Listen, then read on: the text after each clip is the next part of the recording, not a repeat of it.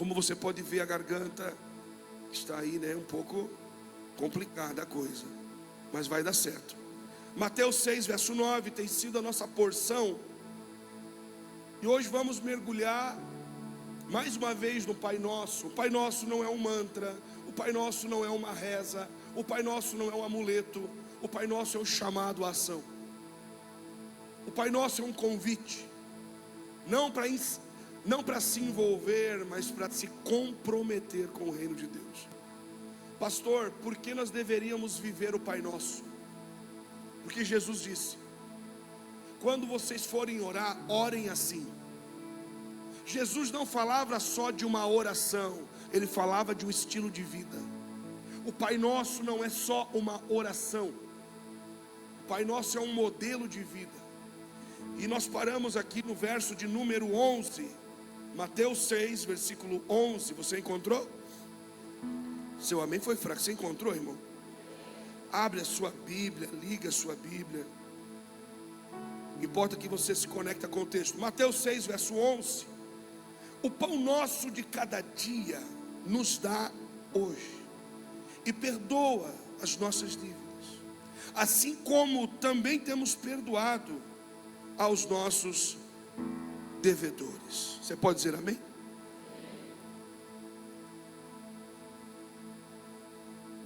Vamos ficar somente nesses dois versos.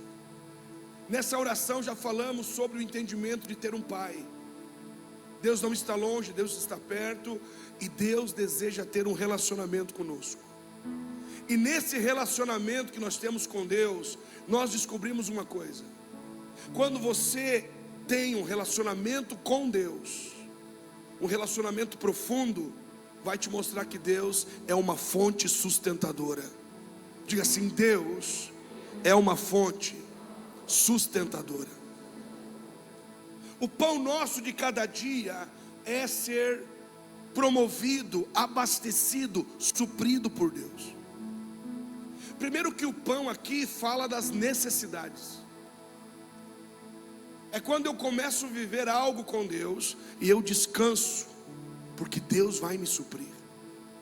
Aprenda que Deus, Ele quer ser a sua fonte sustentadora. Não é o seu trabalho, é Deus que te abençoa para trabalhar. Não são pessoas, não são homens. Quer dizer que Deus é uma fonte e eu preciso decidir depender de Deus. O pão nosso aqui fala de depender de Deus. Você consegue depender de Deus? Você sabe o poder de depender dEle? Total dependência.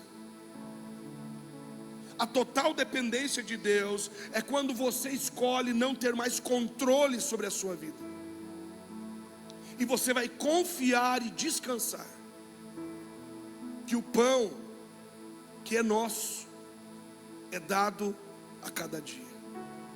Você percebe que o pão não é meu. O que Jesus está dizendo aqui? Existe uma cultura no mundo, uma cosmovisão de apego, ganância, é meu. E Jesus está dizendo: a cultura do reino é uma contracultura, aonde você recebe sempre mais, com a intenção de entregar mais. O pão não é meu, o pão é nosso. Se for meu, acaba. Quando aquilo que Deus colocou na sua mão só te abençoa e não abençoa mais ninguém, aquilo acaba. Por isso que o pão é nosso. É nosso, não é meu. É uma cultura de generosidade, onde o mundo prega a ganância, onde as pessoas têm um forte apego ao dinheiro. Jesus está dizendo: o pão é nosso. Se o pão é nosso, tudo é nosso. Não é meu. Eu sou um mordomo dessa casa que eu moro. No meu caso, já morou comigo 12 pessoas, numa única vez. 12 pessoas moravam na minha casa. Nessa casa que eu moro hoje, já morou, perdi as contas, quantas pessoas moraram nessa casa. Porque não é meu. Eu escolho que o meu carro não é meu. Não, é nosso. Tudo aquilo que é meu acaba, às vezes, minguando. Mas se for nosso, sempre Deus vai aumentar. Diga assim: aquilo que é nosso tem a bênção de Deus. Pastor, por que eu perdi aquilo? Porque era seu e não era nosso. Se for nosso, você não perde. E depender de Deus não é fácil. A dependência nasce de um processo. Porque o pão aqui não é só o sustento, mas também fala de pessoas que são aqueles que despertam provisão. Por exemplo, há um certo tipo de pessoa que só subtrai, mas há pessoas que multiplicam o pão. É Jesus em Mateus 14, verso 13. Ele tinha 5 pães e 2 peixes, mas ele escolheu pegar aquilo que ele tinha, e ele disse: isso aqui não é meu, isso aqui é, diga assim comigo, a multiplicação acontece quando não é meu, quando é nosso. E porque é meu, é pouco. Era 5 pão, que enquanto era meu, era pouco. Mas quando passou a ser nosso, alimentou mais de 5.000 pessoas. Eu vim orar que seja nosso, que seja nosso, que seja nosso. Que aquilo que é nosso, pelo amor de Deus, tem que ser nosso. Tem que parar de ser seu. Meu dom não é seu, é nosso. Aquilo que é seu tem a tendência a diminuir. Aquilo que é nosso se multiplica. O pão nosso de cada dia, Jesus está dizendo: eu quero suprir vocês, mas não coma sozinho.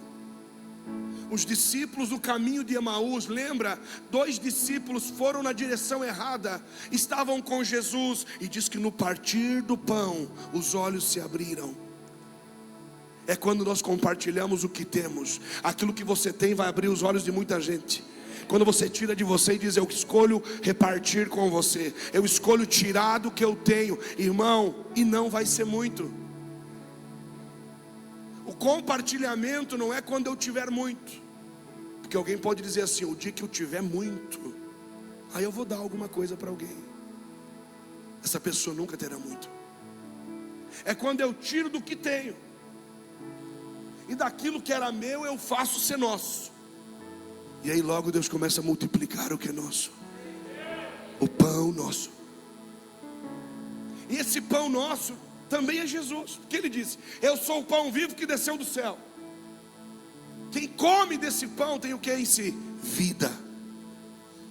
Você tem que aprender a se alimentar espiritualmente. Nem só de pão viverá o homem, mas de toda a palavra que sai da boca de Deus. O que significa isso? Não viva pelas necessidades. Se alimente no Espírito. Jesus disse que há um pão que é dos filhos.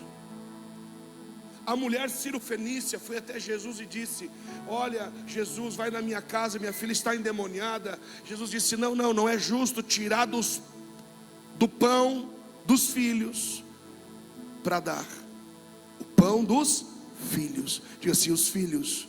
Diga comigo: os filhos de Deus têm uma porção diferente. A sua porção é diferente, irmão. Você está me ouvindo?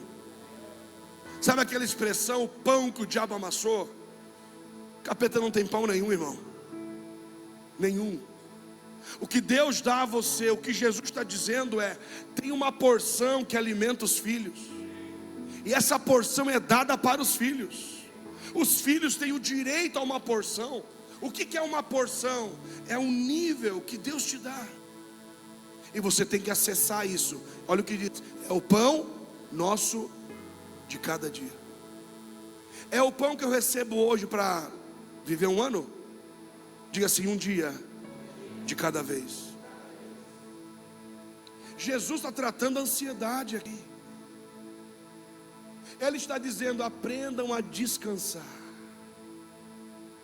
Esse mundo acelerado, aonde todo mundo quer viver o futuro, e não tem problema em você se preparar para o futuro. O problema maior é você estar descontente agora. Jesus está dizendo: o pão, ele é para todo dia. Deixa eu explicar para você no mundo espiritual como acontece.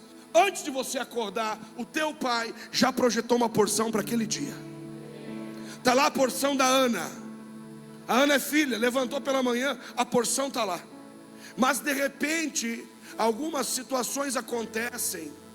A Ana se distrai, a Ana de repente está preocupada, esquece de acessar a porção dela. A porção daquele dia foi embora. Há porções que são tuas que você não acessa, porque o pão de cada dia nos dá. Então tem que pedir a porção de hoje. Já pediu a porção de hoje? Levanta a sua mão e diga: Senhor, eu quero a porção de hoje. Não me deixa sem a porção de hoje. E essa porção tem a saúde que você precisa. Essa porção tem a visão que você precisa. A porção de Deus, tudo que você precisa está nela. Os filhos têm uma porção diferente. Escravos não têm essa porção, só os filhos. É o pão nosso de cada dia. Diga assim comigo: o pão de cada dia. Você está comigo? É como se Jesus estivesse dizendo: seja livre da ansiedade. A ansiedade que nasce de estar vivendo o agora, desejando estar no futuro. Isso gera descontentamento. Há uma maldição no amanhã. A maldição do amanhã é quando alguém está vivendo hoje ansioso, desejando estar vivendo amanhã. E esse estilo de vida é viver bem hoje. Diga assim: ser feliz. Vamos lá, diga: ser feliz. Estar contente hoje. Hoje, se alegra hoje. É hoje. Hoje eu respiro. Hoje eu estou aqui. Pastor, talvez não foi o melhor dia. Aprenda a estar contente em toda e qualquer situação, circunstância. Feliz. O descontentamento, ei líderes, escutem. Nós lideramos no meio de um povo descontente. O descontentamento é fruto de um ídolo. Até tem alguma coisa, mas eu quero mesmo que está vindo amanhã. Nada é bom hoje. Veio algo, talvez amanhã aconteça. Talvez amanhã a gente melhore mais. Talvez amanhã o que eu tenho para viver é melhor do que hoje. Não, é hoje. Se você não agradece pelo pão de hoje, você perde o pão de amanhã. Oi? O que bloqueia o pão de cada dia? Quando eu deixo de agradecer. A porção de cada dia nos dá hoje. Jesus está dizendo: liberte-se do amanhã. Amanhã, a Bíblia vai dizer que basta cada dia trazer o seu problema. O que não vai nos faltar no futuro? Problema. Mas viver contente hoje. Viver alegre hoje. Temos lutas, batalhas, mas há um contentamento que vem do Espírito.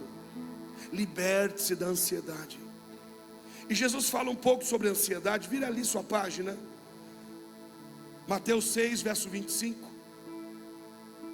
Por isso vos digo: não fiqueis ansiosos quanto à vossa vida, com o que você vai comer, ou vai beber, ou então com o seu corpo, com o que vai vestir. Não é a vida mais do que o alimento, e o corpo mais do que o vestuário? Olhai para as aves do céu, que não semeiam, nem colhem, nem ajuntam em celeiros, mas vosso Pai Celestial as alimenta. Acaso não tendes muito mais valor do que elas?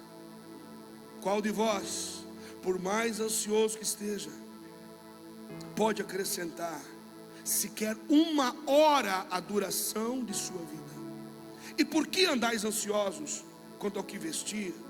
Olhai os lírios do campo, crescem, eles não trabalham, nem tecem, mas eu vos digo que nem Salomão em toda a sua glória se vestiu como um deles. O que Jesus está tratando aqui? Acalme-se. Para você que é fiel, para você que é filho, para você que é discípulo, há um pão a cada dia. Há uma porção nova de Deus para você. E quando essa porção vem, ela rompe a ansiedade. A ansiedade de estar vivendo hoje, desejando estar no futuro. por que vocês andam ansiosos? Você viu por quê? Nós ficamos ansiosos com coisas pequenas, com roupa, com comida, com o que vai vestir, com o que vai comprar. Ansiosos por ter mais, para que pessoas nos vejam como alguém próspero. A ansiedade é esse excesso de futuro. A palavra ansiedade ali, ansiosos, é estrangulado. Uma pessoa que vive ansiedade ou ansiosa, essa pessoa vive sem fôlego. A sua mente está sempre preocupada, ocupada com muitas coisas. E essa pessoa ansiosa, diz o texto, que ela é ansiosa porque não sabe o seu valor. Aprenda qual é o seu valor. Olha o que Jesus está dizendo. Você acha que você vale menos que um passarinho? Se você, como filho de Deus, é a coroa da criação, aprenda o seu valor. Você sabe qual é o seu valor? Acho que não. Aprenda a se valorizar. Aprenda quem você é. Você talvez está se rebaixando. Talvez você acha que você é pequeno, que você é incapaz. O Senhor está dizendo: vocês acham que tem um valor menor do que isso? Onde está o problema? Autoestima. Autoestima é uma visão correta de si mesmo. Se eu sei que sou filho, eu levanto pela manhã, os meus olhos naturais não estão vendo, mas eu sei que o pão nosso de cada dia está vindo. Eu agradeço antes de chegar. Eu não preciso abrir a minha carteira, a minha conta. Eu não me movo por isso, porque há uma palavra que me garante: você não precisa andar ansioso com nada. Eu vim falar para pessoas aqui ansiosas: fique calmo, tenha calma. Há uma porção que acalma você. O pão nosso de cada dia nos dá hoje. Basta você confiar e descansar em Deus. Depender de Deus não é fácil, é um longo aprendizado. Jesus está dizendo: pode uma pessoa ansiosa acrescentar 1 hora ao seu dia? Aprenda, a ansiedade aqui está roubando o seu tempo. Pessoas ansiosas não têm calma para tratar os problemas. A ansiedade mata o casamento. A ansiedade destrói o relacionamento com os filhos. Pessoas ansiosas tomam decisões por impulso. Pessoas ansiosas, elas querem tudo acelerado demais. A mente acelerada. E a palavra ansioso ali, ou ansiedade, é a palavra ser puxado. Além de estrangulado, é puxar, tirar, levar a direção errada. Diga assim comigo: a ansiedade nos leva na direção errada. O pão está vindo e a ansiedade vai você sair. O pão está chegando e a ansiedade joga você para o lado. Talvez pegou lá o laudo médico: meu Deus, está dizendo algo ruim. Calma, a porção traz cura para você. O pão dos filhos tem tudo o que você precisa. Jesus trata aqui, porque há uma cultura de ansiedade. E você já notou que quem não está ansioso está fora? Está todo mundo muito acelerado. Quando vê alguém mais calmo, mais tranquilo, diz assim: esse aí tem problema. Vive aonde, cara? Hein? Mas onde é que vive esse cara? Calmo, tranquilo. Essa deveria ser a vida de um cristão. E é assim. Há um vírus chamado ansiedade. Você se liberta da ansiedade quando você tem essa nítida certeza: há um pão para cada dia. Eu vou levantar, e o meu pai já se levantou na frente. Tem dias que a Zoe me pede: papai, cafezinho na cama. Daí a mãe dela faz, eu que vou levar. Eu que fico com os créditos. Aí fez eu comprar lá uma mesinha assim que abre. Aí você tem que chegar, tem todo um ritual. Não pode gritar, tem que é uma princesa, né? Então tem que falar bem calmo. Fifi, chegou o seu café. Ela levanta assim. Ela reclama sempre de alguma coisa. Puxou a mãe dela. Fecha aspas. Quando eu vou levar esse café, sabe o que ela diz para mim? Obrigado, papai.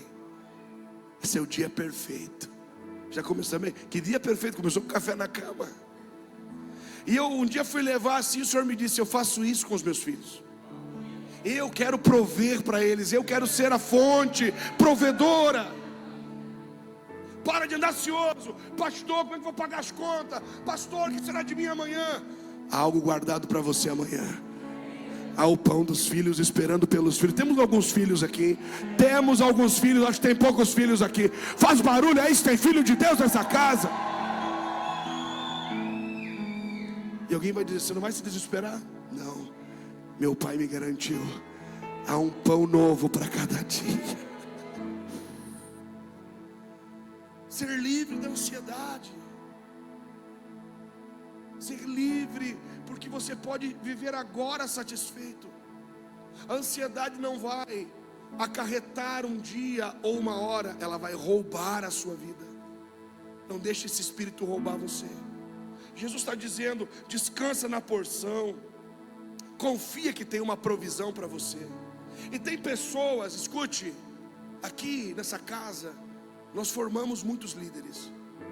O líder precisa ter a consciência que ele alimenta as pessoas que estão com ele.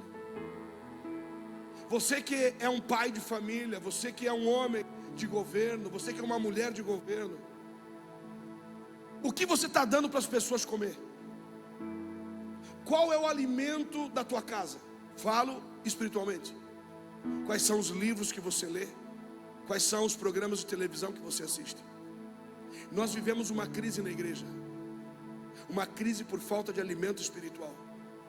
Pastores não podem mais pregar, porque se passar um pouquinho do horário, misericórdia. Nós queremos entretenimento, nós queremos comer porcaria na internet. Quando tem o alimento sólido, a gente diz: não é para mim. Alimento sólido produz gente sólida. Gente que nem rocha, capaz de enfrentar as batalhas da vida. Precisamos comer o alimento certo. Se alimentar do alimento espiritual. Jesus está dizendo: é um pão para cada dia. Isso aqui nos leva lá no deserto. Lembra do povo de Deus? Saiu do Egito, estava no deserto, e o maná vinha todos os dias.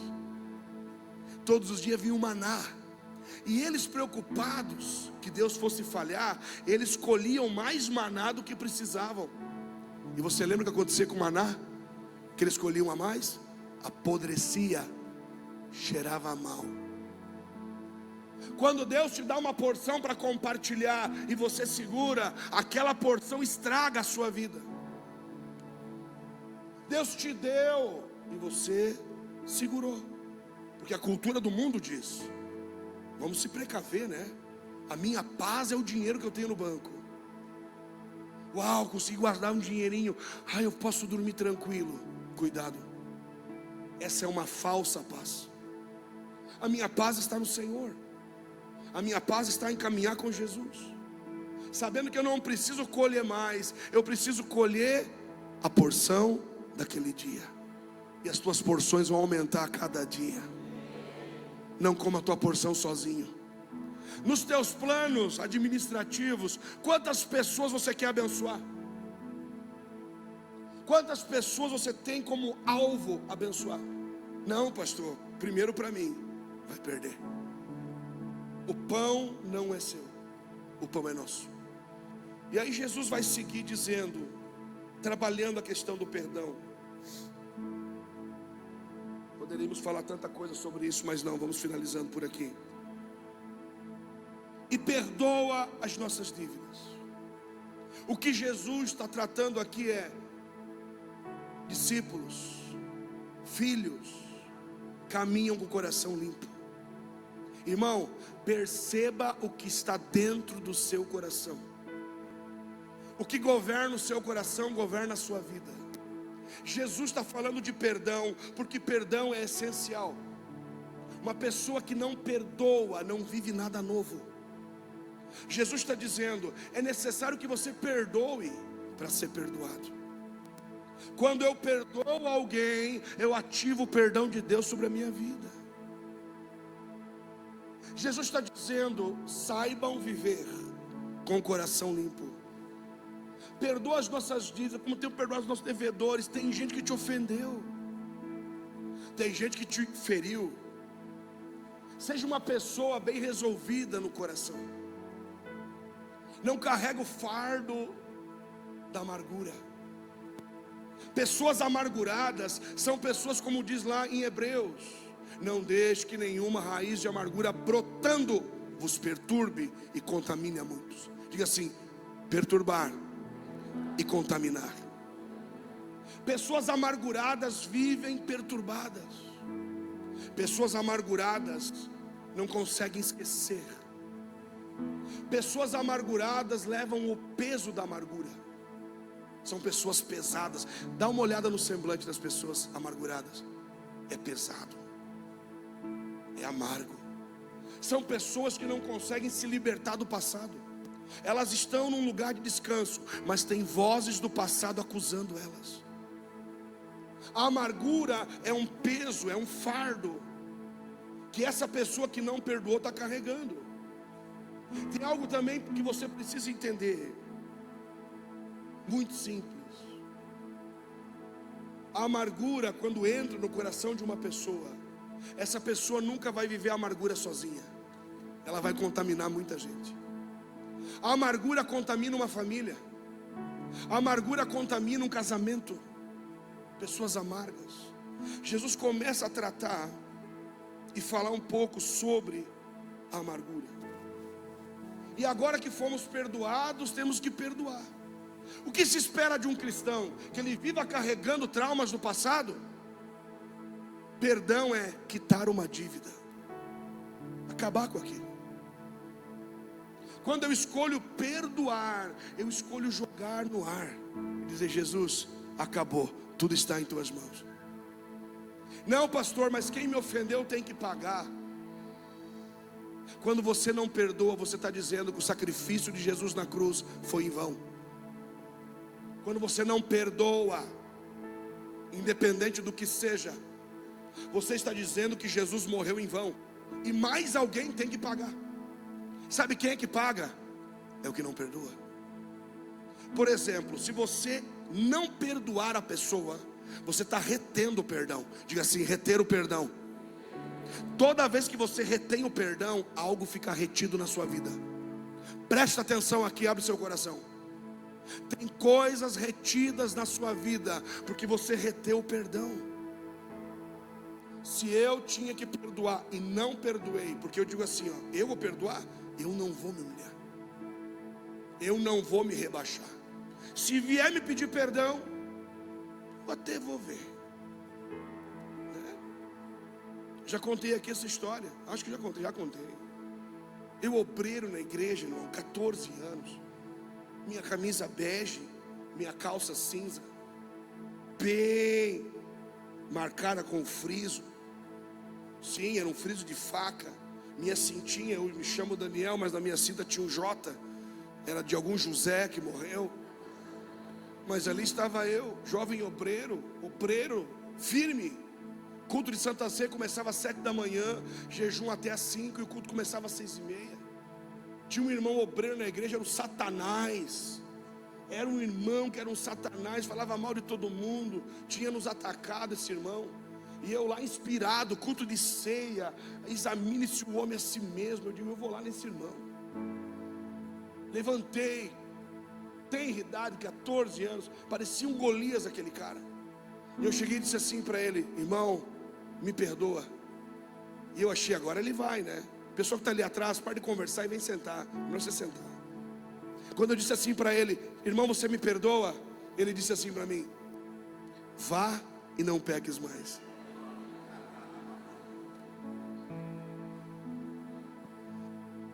Eu saí dali frustrado. Anos se passaram, esse homem morreu em uma cama, destruído, perdeu tudo que tinha. E um dia, eu lembrando da história desse homem, Deus me disse: ele reteve o perdão, e muita coisa foi retida na vida dele. Na sua vida pode ter algo retido, porque você reteve o perdão. Você pode dizer que está resolvido, mas pode não estar resolvido. O coração pode estar sangrando. A amargura é a hemorragia da alma, é quando a alma está sangrando. E tem pessoas amarguradas, Pastor, como é que eu me liberto disso? A natureza de Cristo. Quem tem a natureza de Cristo tem a natureza perdoadora. Jesus não perdoa, Ele é o perdão. Então, se eu tenho a natureza de Cristo, eu não posso não perdoar. Eu perco o direito de mirar, ficar com raiva de quem eu poderia ter raiva, mas eu não quero ter raiva. Já teve uma raiva mortal de alguém? Você não, né? Você é muito santo. Você perdoa todo mundo. Existe em nós uma raiva, existe em nós uma ferida não curada. E uma ferida não curada pode destruir uma vida. Uma ferida não curada pode matar alguém. Uma ferida não curada pode levar toda uma vida a ser destruída. Quando nós temos a natureza de Cristo, nós não nos negamos a perdoar. Perdão é uma mudança de natureza. Você que não perdoa, você que vive se ofendendo e ofendendo as pessoas, você que vive constantemente um ciclo de dificuldade nos relacionamentos, me escute. Sua vida pode estar retida, sua saúde pode estar debilitada por isso, suas finanças podem estar debilitadas por isso. Há pessoas morrendo de câncer, porque o câncer é reter o perdão, é um acúmulo de emoções. Ao invés de tratar, a pessoa só vai guardando. Raízes de morte. Pessoas amarguradas, como o rei Saul, amargurado da vida, começou a perseguir Davi. O que tem de gente amargurada perseguindo os Davis aí? O que tem de gente amargurada dizendo que tudo está errado, porque a lente está contaminada pela amargura. A água amarga da vida. O dia está legal, está tudo bem, o dia de sol maravilhoso, mas a pessoa está condenada. Ela é acusada pelo diabo, porque o perdão desautoriza o diabo. O perdão impede Satanás de me acusar, de me condenar. Mas se eu vivo com a falta de perdão, Satanás me acusa. Olha para a vida de José. Você lembra de José? Ele é levado para o Egito, e lá no Egito ele está diante dos seus irmãos. E diante dos irmãos de José, os seus irmãos não lhe reconhecem, mas José reconhece seus irmãos, porque pessoas que perdoam são transformadas. Elas não são as mesmas, sempre estão diferentes, sempre estão vivendo a novidade de vida. Irmão, vale a pena perdoar. E você sabe que cresceu na vida espiritual quando ofensas vêm, e você tira de letra. Quando você não para por aquilo, quando você não dá atenção para isso. Dá uma olhada para o seu coração agora e olhe bem, com clareza, os problemas que você está vivendo. Muitos deles estão ancorados na falta de perdão. Era para Saul destruir o rei amalequita, o rei que gerava amargura. Saul não fez isso. Agora, no final da vida de Saul, um amalequita mata ele. Se você não romper com a amargura pode destruir você. Jesus está dizendo, há um poder quando você perdoa. Há um poder de transformação, há um poder de cura, e principalmente a natureza de Cristo está sendo ativada. Quando que você prova que é um cristão? Vamos lá, quando que é? Quando você vem para a igreja? Ai pastor, é quando eu estou cantando. Não, é quando você trata bem uma pessoa que não merecia ser tratada bem. Ah pastor, mas aí tem que ser muito santo. Tem que ser alguém capaz de dizer, a natureza de Cristo me manda fazer isso. Eu por mim não faria, mas a natureza de Cristo que governa a minha vida me leva a perdoar. E quer saber? Vou dar o perdão. Quando você libera aquele perdão no mundo espiritual, há um desatar na sua vida. O que estava retido durante anos e anos e anos é liberado sobre ti. Não deixe nada retido. Pastor, por que Deus não me dá mais poder de Deus na minha vida? Porque falta perdão. A falta de perdão denuncia o porquê Deus não pode derramar mais poder. Jesus está dizendo: resolva as demandas da vida. Tem um problema com alguém, resolve. E cuidado, cuidado, ei. Você está tratando as pessoas como você se trata. Como que você se trata? Mal. Como que você se vê? Como alguém ruim. Talvez muito tempo rejeitado, você começou a criar uma ilusão sobre você. Você trata as pessoas como você se trata. Você fala com as pessoas como você fala com você. Nós precisamos do perdão de Deus. Não há nada mais poderoso que o perdão de Deus. Nós estamos aqui porque pecamos muito, diariamente. Temos muitos pecados, mas temos sobre nós o sangue do Cordeiro, que nos lava de todo o pecado. Pecado para ser perdoado tem que ser confessado. Pecado para ser tratado tem que ser colocado na luz. Pastor, eu estou vivendo uma dificuldade numa área, o que eu faço? Como é que eu enfraqueço o inimigo? Coloca a luz. Procura alguém maduro na fé e vai lá e diz: eu tenho um problema nessa área, estou aqui com uma dificuldade. Seja livre dessa acusação. Quando você olha para a palavra de Deus, nós vamos ver com muita clareza que essa natureza de Cristo está justamente sobre esse pilar do perdão. Essa natureza, ela vai sendo cada vez mais aumentada em nós. Enquanto você viver, você vai ter que perdoar. Tem duas formas de você viver: preso a essas coisas do passado, ou livre. Pastor, como é que eu vou me livrar, pastor? O que foi me dito é muito terrível, eu guardo até hoje essa mágoa. É simples. Não está conseguindo lidar com essa mágoa? Leva diante dos pés de Jesus. Coloca diante dele esse trauma e diz: Jesus está aqui, eu não consigo mais lidar com isso. Você vai sair dali livre, vai sair dali muito mais leve. Nosso time pode subir. Sabe, isso é tão poderoso. Eu vejo muitas pessoas às vezes desejando um tempo novo. Pastor, eu queria deitar e acordar e não lembrar mais. Não vai acontecer isso. Você pode ter na sua memória o tempo difícil, mas você não vai estar preso àquele tempo difícil. Você vai poder lembrar de algumas coisas só para dizer uma única frase: o Senhor me ajudou, o Senhor me libertou. Quem eu era e quem eu sou hoje. O reino de Deus pregado por Jesus é muito claro. Aprenda que o pão vai estar lá.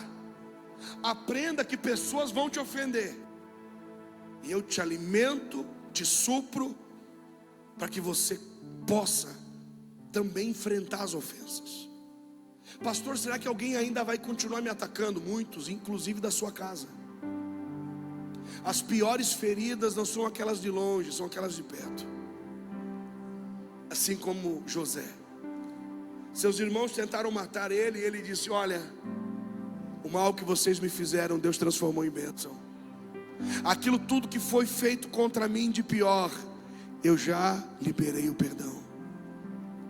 Pastor, mas eu já falei várias vezes. O perdão é imediato, mas ser curado é um processo. Já pediu perdão de algo, mas ainda dói, tem que ser curado. Muitas e muitas vezes trabalhado. Tem que expor a ferida, e a gente não gosta de expor a fraqueza. Caminhar livre do passado. O passado é como se fosse um peso de condenação. Pastor, eu quero me desligar disso, eu não me perdoo. Muitos de nós não se perdoam. Não é que nós não perdoamos os outros, nós também não nos perdoamos. Erramos e não nos perdoamos. Tem pessoas super perfeccionistas. A depressão que eu vivi em 2012 foi justamente por não me perdoar. E não porque eu tinha cometido um pecado, não.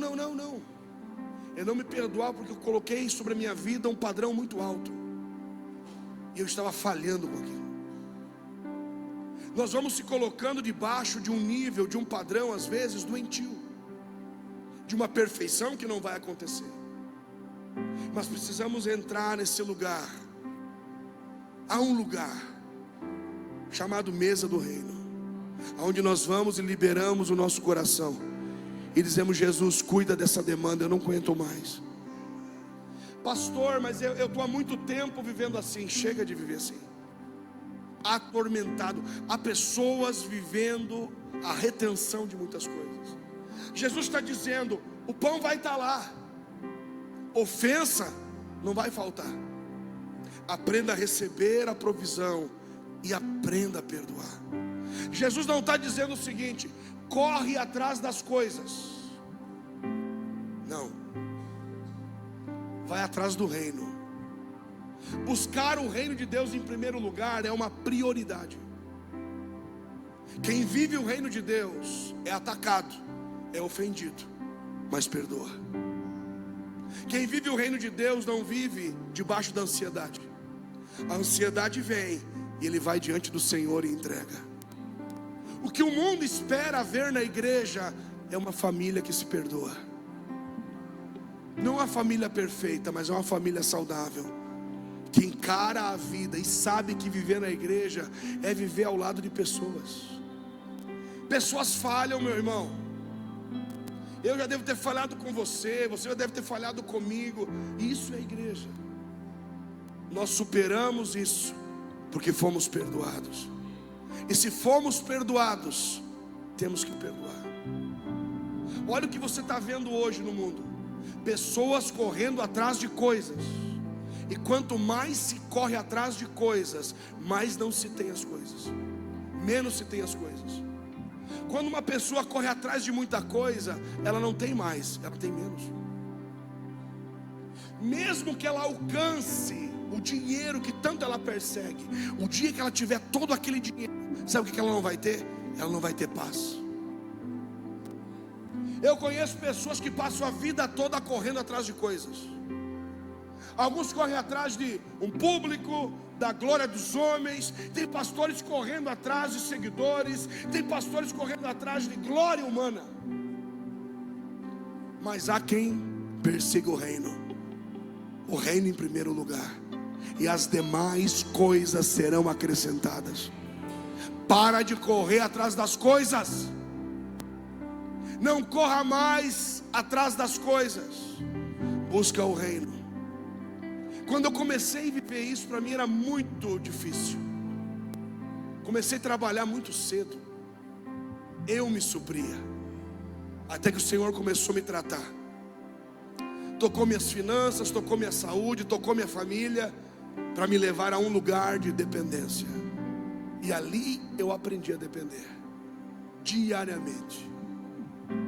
Depois aprendi a buscar o reino, e as demais coisas ficavam para trás. Prioridades. E posso te dizer, nada falta para quem busca o reino de Deus. E não que eu tenha tudo, tá, meu irmão? Não que eu tenha tudo. Não que eu tenha. O pastor ficou rico. Tomara a Deus que fique. Amém? Isso é bom. O seu amém já era. Ainda bem que eu não preciso do seu amém. Eu tenho o amém de Deus. Obrigado, thank you, Jesus. Há igrejas que temem que o pastor prospere. É melhor que o pastor ande quebrado, cara. Carro velho parado, aquele pastor com a fubica, chega na igreja cheirando a óleo. Está ungido. E a igreja diz: olha o pastor, homem de Deus. Que homem de Deus, cara? O homem de Deus deveria ser abastecido por Deus, suprido por Deus. E a igreja deveria dizer: nosso pastor tem que andar bem, cara. Ainda bem que aqui não acontece isso. As pessoas ficam às vezes com traumatizados por um tempo. Às vezes você está aqui na igreja recebendo uma palavra de correção, recebendo a palavra como rejeição, porque foi tão ofendido. E a palavra é de amor, não é agressiva, ela é de amor. Mas você, porque foi muito ofendido, recebe a correção como rejeição. Há pessoas que não perdoam, e aí querem gastar essa raiva, sabe?